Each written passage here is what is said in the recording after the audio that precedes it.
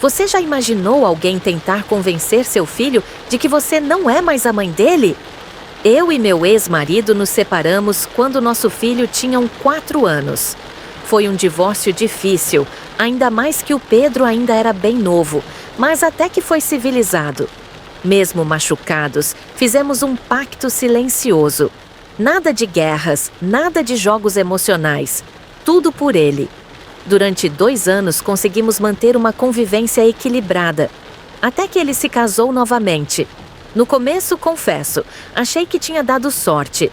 A nova esposa dele era atenciosa, participativa, presente. Ajudava nas tarefas, levava para atividades, aprendia sobre o gosto do Pedro e o mimava bastante. Meu filho voltava feliz, contando histórias, rindo, empolgados. Eu sentia aquele incômodo silencioso que toda mãe sente, o medo de ser substituída. Mas ela nunca cruzou limites. Pelo contrário, sempre reforçou meu papel. Eu realmente acreditei que poderíamos coexistir em paz, até o dia em que ela anunciou a gravidez. Algo nela mudou de forma quase imediata. O tom de voz, as palavras, a maneira como se colocava dentro da vida do Pedro. De repente, ela não era mais a esposa do pai. Passou a se apresentar como mãe, não do bebê que ainda viria, mas do meu filho. Começou com comentários sutis. Depois vieram as correções. Em seguida, as imposições. Ele passou a ser orientado a chamá-la de mãe também. Quando demonstrava desconforto, ela insistia. Quando falava de mim, ela interrompia. Quando demonstrava saudade, ela diminuía.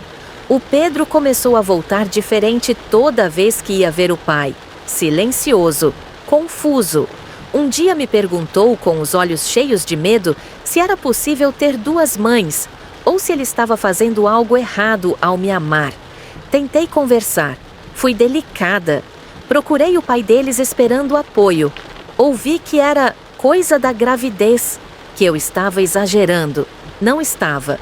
As coisas escalaram rápido. Ela passou a controlar o que ele vestia, o que levavam para a escola, o que podia dizer. Começou a sugerir que eu era menos presente, que agora ele pertencia a uma família completa. Em um momento que jamais esquecerei, disse a ele que, com a chegada do bebê, precisariam escolher lealdade, que eu deveria ser vista mais como uma tia. Foi aí que o medo apareceu. O medo real. Um dia, recebi uma ligação desesperada, gritos, choro. A ligação caiu. Minutos depois, descobri que ela havia chegado em casa, trancado o Pedro em um quarto e anunciado que ele ficaria com ela para sempre. Corri como nunca corri na vida. Quando cheguei, ouvi o Pedro implorando do outro lado da porta. Ouvi a avó deles tentando intervir.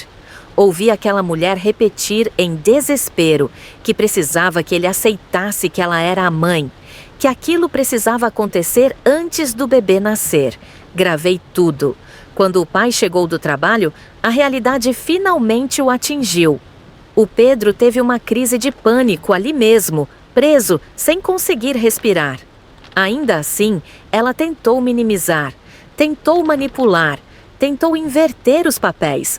Mas a porta foi aberta e, junto com ela, caiu a máscara. Nos dias seguintes, descobrimos algo ainda mais perturbador. Ela vinha, há semanas, contando histórias falsas para o Pedro, mentiras, coisas cruéis, frases que eu jamais diria. Tentativas claras de quebrar o vínculo entre nós. Quando confrontada, não negou. Disse que precisava apagar minha presença antes do bebê nascer, que tinha medo de ser sempre a segunda, que não suportava dividir o amor. O que veio depois foi ainda pior. Ela iniciou uma campanha pública contra mim. Postagens, fotos manipuladas, vídeos editados, acusações falsas. Amigos começaram a duvidar. Um cliente encerrou o contrato. Meu nome foi arrastado por algo que eu nunca fiz.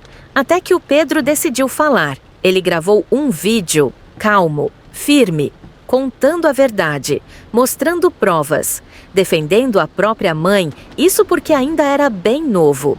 O vídeo se espalhou rápido. As mentiras caíram uma por uma. As redes dela foram derrubadas. Medidas legais foram tomadas. Ela foi afastada oficialmente do meu filho. Hoje, meu filho voltou a sorrir sem medo. Dorme tranquilo, sorri alto. É uma criança outra vez. E eu aprendi algo que nunca esquecerei. Às vezes, o maior ato de amor é não ceder, é proteger. Mesmo quando tentam te convencer de que você está errada por ser mãe.